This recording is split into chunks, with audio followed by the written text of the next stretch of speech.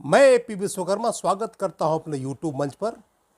दोस्तों, आज हम बात करेंगे बिहार के एक चर्चित नेता जीतन राम मांझी जी की, जो दल बदलने में बहुत एक्सपर्ट हैं, माहिर हैं और वो एक दल बदलू के नाते बहुत ही फेमस है। वो कब किस दल में रहेंगे, कब चेंज कर देंगे, कब बदल लेंगे, किसी को पता नहीं रहता। तो एक बिहार के बहुत बड़े दल बदलू नेता हैं। वैसे वो मुसहर जाति को रिप्रेजेंट करते हैं और वो करीब करीब मान के चलिए कि 80 के दशक से जब जगन्नाथ मिश्रा मुख्यमंत्री हुआ करते थे तो वो किसी तरह उनके संपर्क में आए। उसके पहले वो कहीं नौकरी करते थे, आई थिंक कहीं क्लर्क थे, 11 साल नौकरी भी किए हैं। तो 80 के दशक में वो आए और उनको कांग्रेस से एक सपोर्ट मिला। जगन्नाथ मिश्रा ने उनको शरण दिया और उन्हीं के हाथ पकड़कर वो विधायक बने, मंत्री बने। और उस समय से लेकर के जितनी भी सरकारें बनी, चाहे सत्येंद्र नारायण सिंह हो या बिंदेश्वरी दुबे हो या लालू प्रसाद यादव हो या खुद अपने मुख्यमंत्री रहे हो नीतीश कुमार हो, जितनी भी सरकारें बनी हैं वो सब में कोई न कोई विधायक रहे हैं, मंत्री रहे हैं, कुछ न कुछ पोस्ट को होल्ड किए हैं और ये मुसहर जाति के विकास के नाम पर अपना विकास खूब किए हैं। अब पता नहीं ज़िंदगी में करीब करीब 80 से लेकर के 43 ईयर्स, मैंने मान के चलिए 45 ईयर्स के कैरियर में ज़िंदगी में क्या एक भी मुसहर जाति का विकास किए हैं या नहीं किए हैं, ये भगवान जानते हैं, गॉड नोस। बट ये अपनी ज़िंदगी में अपना विकास खूब किए हैं। अपने बेटा का, बेटी का, दामाद का, परिवार का खूब विकास किए हैं। जबकि मुसहर जाति आज भी हाशिए पर है। वो नंगे, भिखमंगे, भुखमरी का शिकार, बहुत तरह तरह की प्रताड़ना झेलते हुए मुसहर जाति हैं। तो मुसहर जाति के नाम पर ये दलाली कर कर के अपनी पूरी ज़िंदगी को काट दिए। और वो पता नहीं, अगर 45 साल तक कोई अगर मुसहर जाति के लिए भला करता है एक नेता, तो आज मुसहर जाति की दशा और दिशा कुछ अलग होती। तो प्रश्न ये है, अब ये है कि क्या जीतन राम मांझी को जो महागठबंधन छोड़ के फिर से एनडीए की तरफ रुख कर गए, कितना असर पड़ेगा महागठबंधन पर, इस बात का चर्चा करेंगे हम। तो आप जान लीजिए कि जीतन राम मांझी की इतनी हैसियत नहीं है, इतनी क्षमता नहीं है कि कभी ज़िंदगी में बिना किसी पार्टी के सपोर्ट के अपना विधायक का सीट निकाल ले। न कभी था, कभी है, न कभी होगा। वो किसी न किसी पार्टी से जब तक अलायंस नहीं करेंगे, जब तक किसी के शरण में जाएंगे, जब तक किसी को आरजू विनती नहीं करेंगे, जब तक किसी के छत्र छाया में नहीं रहेंगे, उनके लिए कभी भी ज़िंदगी में एक सीट ला पाना मुश्किल ही नहीं, असंभव है, नामुमकिन है।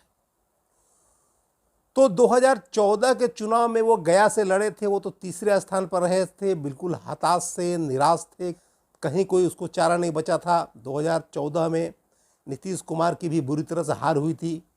तो चीज़ें बदली, नीतीश कुमार अपने पद से इस्तीफा दे दिए और उनको बिहार का मुख्यमंत्री बना दिए।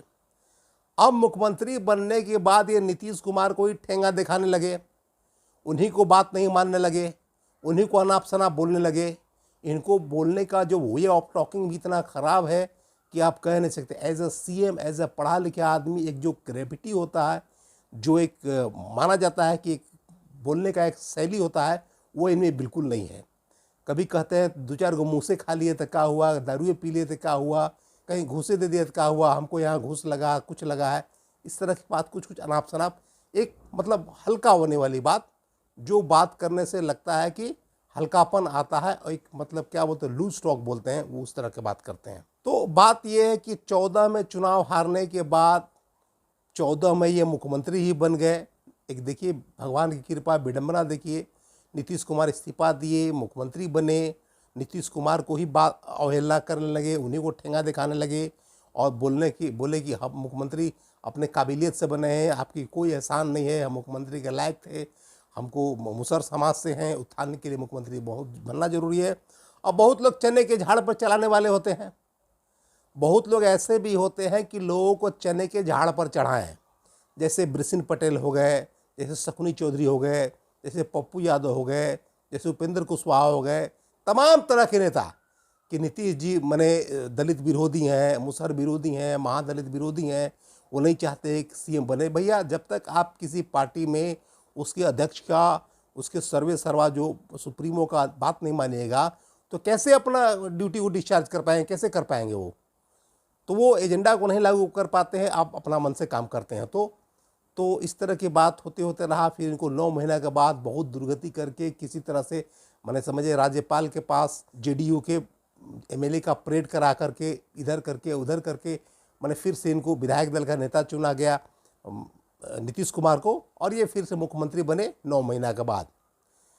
तो 15 में जब चुनाव हुआ तो मान के चलिए कि नीतीश कुमार के अगेंस्ट लड़े। उस समय वो एनडीए में थे, तो उनकी हैसियत जो आज बन रही रिजल्ट, उस समय एनडीए में उनको करीब करीब 15 में भी यही हाल था। जैसे नीतीश कुमार अभी है ना महागठबंधन में और वो एनडीए में चले गए थे, तो 15 में भी करीब यही हाल था। तो 2015 के चुनाव जब विधानसभा चुनाव हुआ तो एनडीए ने उनको करीब करीब 20 सीटें दी और उनका सब का सब कैंडिडेट हार गए। उनको कोई पूछने वाला नहीं था।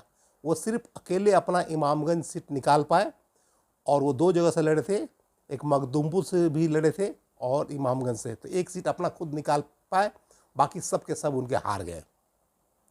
और उसके बाद उनको कोई पूछने वाला नहीं था। फिर 2019 का चुनाव हुआ, वहाँ भी उनको कोई पूछने वाला नहीं था। तो आखिर फिर से अंततोगत्वा जो है ये नीतीश कुमार के शरण में गए और इनको फिर से महागठबंधन में शामिल किया गया। इनके बेटे संतोष मांझी को मंत्री बनाया गया, हर तरह से मान सम्मान दिया गया। लेकिन फिर इनको बहुत एक्सपेक्टेशन जब हाई हो जाता है तो रखना मुश्किल हो जाता है। तो ये फिर से अनाप शनाप मांग करने लगे कि हमको 5 सीट चाहिए एमपी का, हमको एक राज्यपाल का पद चाहिए, हमको एमएलसी का पद चाहिए, फलना ढेकना दुनिया भर के मांग करने लगे, जो कि आउट ऑफ कंट्रोल था नीतीश कुमार से। और बात हुआ कि शायद नीतीश कुमार ये भी बोले होंगे कि अपना पार्टी का विलय कर दीजिए, या हो सकता है बीजेपी के एजेंट के रूप में काम कर रहे होंगे। तो इनको इस तरह के बात जब हुआ तो ये पार्टी छोड़ करके उसमें फिर से चले आए एनडीए में। तो बात यह है क्या नुकसान कर पाएंगे? तो बात यह है कि न उनकी पहले कभी हैसियत थी, न हैसियत है, न कभी हैसियत होगी। वो कभी भी किसी को तरक्की में कोई योगदान नहीं दिए मुसहर जाति का। अगर 45 साल से कोई मुसहर का तरक्की का अगर काम करता तो आज मुसहर जाति की दिशा और दशा बदल जाती। तो उनके नाम पे अपना विकास किए हैं, ये जात की राजनीति का दलाली किए हैं, इसके सिवा कुछ नहीं है। तो नटसेल में यही है कि इनके कहीं जाने आने से किसी पर कोई स्वास्थ्य पर असर नहीं पड़ता है, महागठबंधन पर कोई असर नहीं पड़ता है, और आई थिंक एनडीए को भी कोई फ़ायदा नहीं होगा इनसे, क्योंकि इनको वोट ट्रांसफ़र कराने की क्षमता है ही नहीं।